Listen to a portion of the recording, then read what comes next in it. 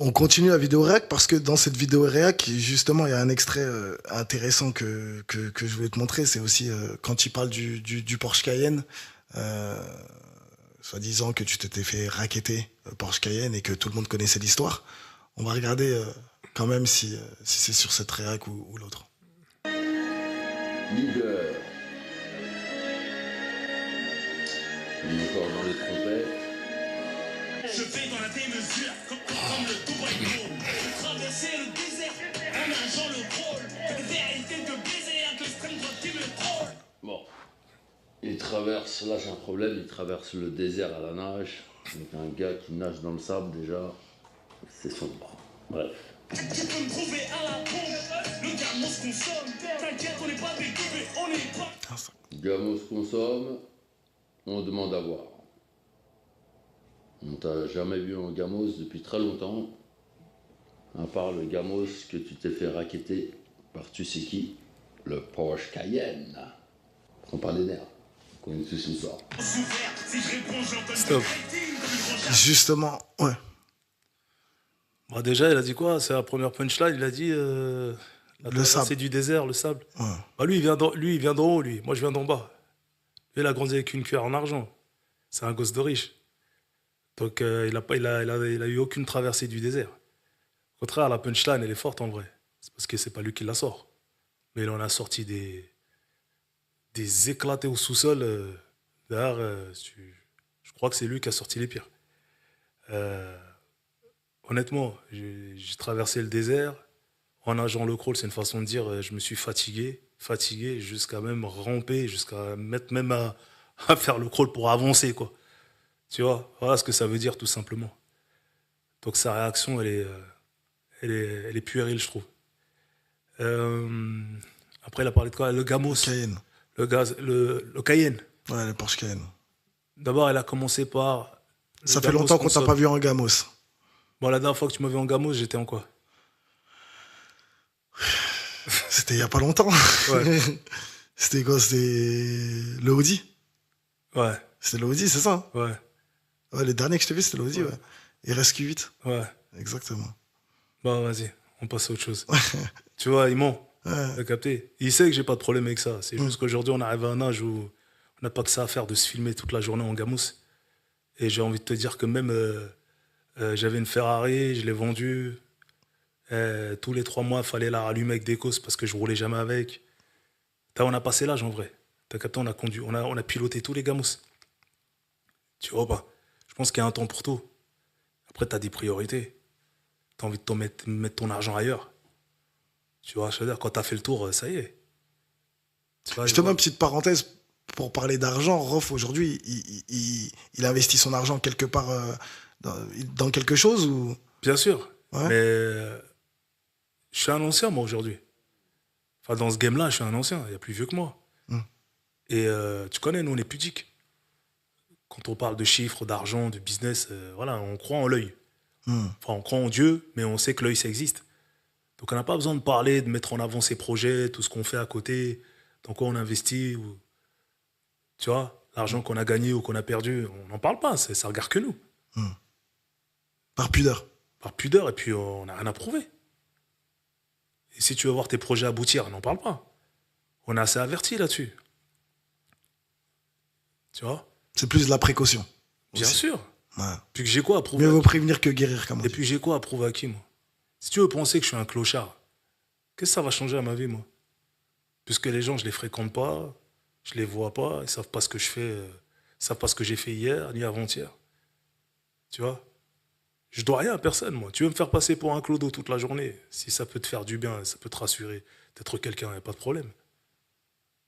J'ai dit, quand t'es quelqu'un, tu te caches. Quand t'es dégain, tu t'exposes. Oui ou non? C'est vrai. Si je voulais exister matin, midi et soir dans le rap, je ferais des vidéos tous les jours, j'insulterais tout le monde, je clasherais tout le monde, je ferais en sorte que les médias me relayent matin, midi et soir. Voilà, je ferais ce qu'il fait. Mais j'ai pas ce complexe-là, moi. J'ai pas besoin de ça. Je suis pas si faible. Bon, pour le Porsche Cayenne, tu sais que c'est une histoire imaginaire. Ça n'a jamais existé, ça n'existera jamais. Il le sait, hein, mais il fait exprès, tu vois. Et voilà. Tu sais d'où elle est partie, cette histoire? Non, dis-moi. C'est dans Marianne, le journal Marianne, le journaliste qui s'appelle Frédéric Ploquin. Il a écrit ça au sujet d'une histoire d'une famille sur Paris qui avait perdu un membre de leur famille. Il a voulu m'associer à ça. Et il a écrit comme ça, hasardeusement, je ne sais pas pourquoi il a écrit ça. Il a dit comme quoi on lui avait dit qu'on m'avait pris mon Cayenne et que... enfin bref, il a écrit ça. Moi, j'ai réussi à le joindre. J'ai dit, Frédéric Ploquin, je vous invite à venir et je vais vous faire un tour de Cayenne. Parce que le Cayenne, il est là. Et quand j'ai appris cette nouvelle-là, moi, j'étais dans la voiture. Je crois même il y avait Kamel l'Ancien. On était dans le Cayenne. Donc j'ai dit, t'as vu, les mecs, ils sont tellement envieux, tellement jaloux, qu'ils créent des rumeurs autour du Cayenne Turbo. Parce que j'étais le premier rappeur à l'avoir sur Paris. Exactement. Et c'était là, c'était l'année 2003-2004, quand il venait d'arriver, le Cayenne, tu vois. Et j'étais le premier rappeur officiellement à avoir un Cayenne Turbo. Je l'avais commandé. Tu vois. Et je sais que ça a fait jaser. Et donc, voilà, la rumeur, elle a démarré là.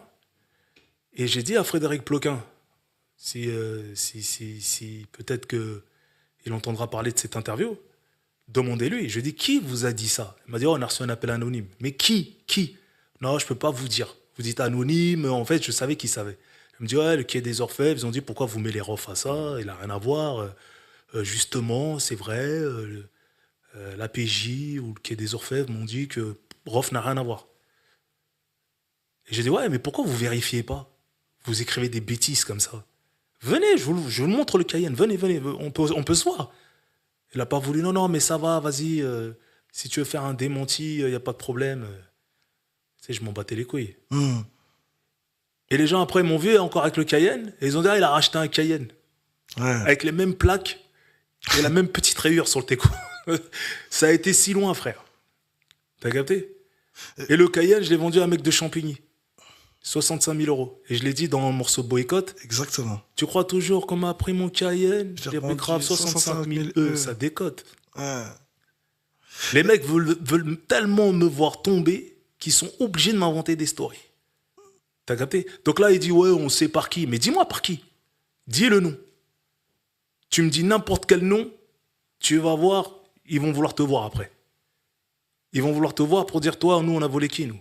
Frère, je connais tout Paname. Tu vois? Et tous mes gens connaissent tout Paname aussi. T'as capté? Les gens à qui on m'a prêté des embrouilles, je m'entendais bien avec eux. Aucun souci. Que ce soit les anciens, les jeunes, aucun souci. T'as vu? Tu parlais d'appel anonyme. Tu as une idée, toi? De qui ça pouvait être ou... Franchement, je ne vais pas paranoïer, t'as vu. J'ai eu des idées, ouais, je me suis fait des idées, mais bon, je vais pas les donner ici. Je vais accuser personne. Mais ouais, forcément, la personne qui a fait ça, c'est quelqu'un qui voulait me nuire. Bah. Et ce qui est bizarre, c'est que quand j'ai appris la rumeur, moi, j'ai rigolé avec mes potes, parce que je sais pas, c'est pas Kamel l'Ancien. Faudra lui poser la question à Kamel s'il était là. Mais on était dans le Cayenne quand on a appris ça. Tu vois? Justement, on va... Mais hey, je te regarde dans le blanc des yeux, frère. Par Allah, il n'y a personne qui va me racketter, moi. Soit c'est moi qui le rackette, soit il n'y a rien. Les seules personnes qui peuvent me racketter, enfin, qui me rackettent, je trouve, c'est ta famille. C'est mes impôts. Ah, c'est les impôts, le fisc. T'as capté, il n'y a qu'eux qui peuvent me prendre de l'argent. Il y a bien qu'eux qui me prennent de l'argent. Et je crois que toute la France se fait racketter. De ouf. Mes frères, moi, je marche le cœur léger. Tu vois, pas, je peux me regarder dans une glace. Je mourrai comme un homme. Je préfère que tu me crèves que tu me raquettes. Mémorise. Je l'ai dit dans le testament.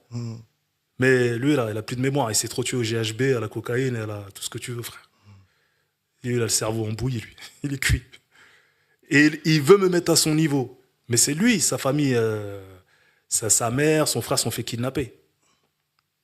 Il n'a rien fait. C'est réel. T'as capté? Il s'est pris des coups de ceinture avec sa propre ceinture par Dame 16. Il n'a rien fait. C'est réel. T'as capté? Donc il veut se mettre à mon niveau, en fait. Il se dit, putain, il faut lui trouver des trucs, il faut le rabaisser, il faut... Mes frères, moi je marche, la tête, le cœur léger, la tête haute. Et les couilles bien accrochées. T'as capté?